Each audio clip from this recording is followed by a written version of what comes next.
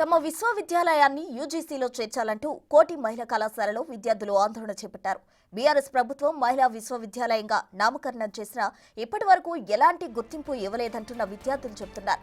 మరోవైపు చాకలి ఐలమ్మ మహిళా విశ్వవిద్యాలయంగా రేవంత్ సర్కార్ పేరు మార్చింది. అయితే డిగ్రీ పూర్తవుతున్న నేపథ్యంలో యూజీసీలో చేర్చకపోవడం వల్ల తాము ఇబ్బందులకు గురవుతున్నామని, తమకు ఏ ప్రాతిపదికన సర్టిఫికేట్ ఇస్తారని ప్రశ్నిస్తున్నారు. తమ భవిష్యత్ అయోమయంగా మారిందని తక్షణమే సీఎం జోక్యం చేసుకుని యూజీసీలో చేర్చాలని విజ్ఞప్తి చేస్తున్నారు.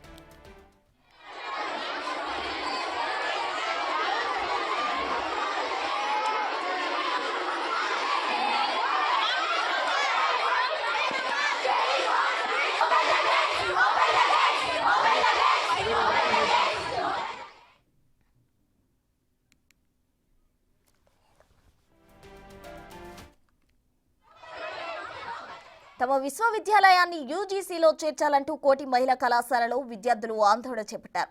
బీఆర్ఎస్ ప్రభుత్వం మహిళా విశ్వవిద్యాలయంగా నామకరణం చేసినా ఇప్పటి వరకు ఎలాంటి గుర్తింపు ఇవ్వలేదంటున్నారు విద్యార్థులు. మరోవైపు చాకలి ఐలమ్మ మహిళా విశ్వవిద్యాలయంగా రేవంత్ సర్కార్ పేరు మార్చింది. అయితే డిగ్రీ పూర్తవుతున్న నేపథ్యంలో యూజీసీలో చేర్చకపోవడం వల్ల తాము ఇబ్బందులకు గురవుతున్నామని, తమకు ఏ ప్రాతిపదికన సర్టిఫికేట్ ఇస్తారని ప్రశ్నిస్తున్నారు విద్యార్థులు. తమ భవిష్యత్ అయోమయంగా మారిందని తక్షణమే సీఎం జోక్యం చేసుకుని యూజీసీలో చేర్చాలని విజ్ఞప్తి చేస్తున్నారు.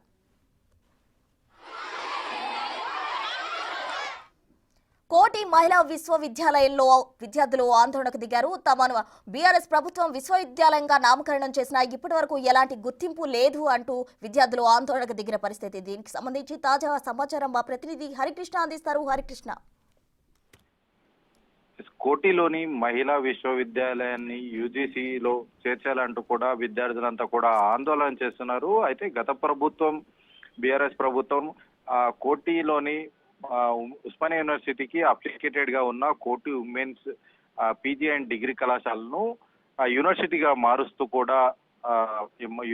మారుస్తూ కూడా ఉత్తర్వులు జారీ చేసింది. అయితే ఇన్ టైంలో యూజీసీకి సబ్మిట్ చేయాల్సిన యూజీసీకి అప్రూవల్ తీసుకోవాలి, కానీ అప్పుడున్న ప్రభుత్వం అప్రూవల్ తీసుకోలేదు. అయితే యూజీసీకి అప్రూవల్ తీసుకోవాలంటే ప్రధానంగా హాస్టల్, ల్యాబ్, అదేవిధంగా ఫ్యాకల్టీ, ఇతర సదుపాయాలు అయితే కల్పించని కారణంగా అయితే యూజీసీ అప్రూవల్ ఇవ్వదు. అయితే గత ప్రభుత్వం ఏదైతే కళాశాలను కేవలం మహిళా విశ్వవిద్యాలయంగా మార్చింది తప్ప ఎలాంటి సౌకర్యాలు కల్పించలేదు. ఈ నేపథ్యంలోనే అప్పుడున్న అడ్మినిస్ట్రేషన్ సంబంధించిన అధికారులంతా కూడా యూజీసీకి అప్రూవల్ కోసం ప్రయత్నం చేశారు, కానీ యూజీసీ పెండింగ్ లో వచ్చింది. ఎందుకంటే మీ యొక్క కళాశాలలో ఎట్లాంటి సదుపాయాలు లేవు, అందుకోసం మేము పెండింగ్ లో ఉంచాము, ఇన్ టైంలో మీరు అన్ని కూడా సమకూర్చుకోవాలి, సమకూర్చుకున్న తర్వాత అప్రూవల్ ఇస్తామంటూ కూడా యూజీసీ చెప్పింది. కానీ అప్పుడున్న ప్రభుత్వం కానీ అప్పుడున్న అధికారులు ప్రభుత్వానికి విన్నవించినా కానీ సరే ప్రభుత్వం పట్టించుకున్న నేపథ్యంలో కూడా యూజీసీ యొక్క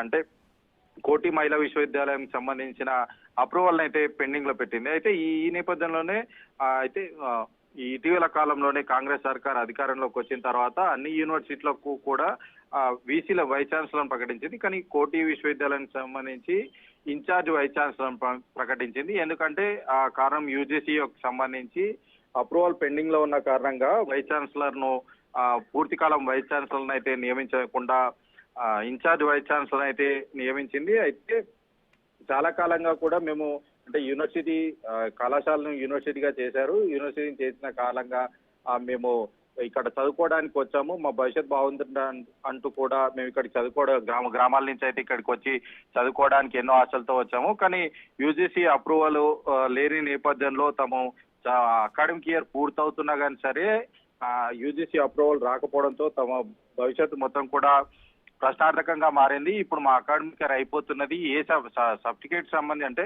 అకాడమిక్ ఇయర్ పూర్తయిన తర్వాత ఏదైతే సర్టిఫికేట్ ఇస్తారో ఆ సర్టిఫికేట్ ఏ ప్రాతిపదికన ఇస్తారు, ఏ యూనివర్సిటీ అని ఇస్తారు, మా భవిష్యత్ మొత్తం కూడా అయోమయంగా మారిపోయింది.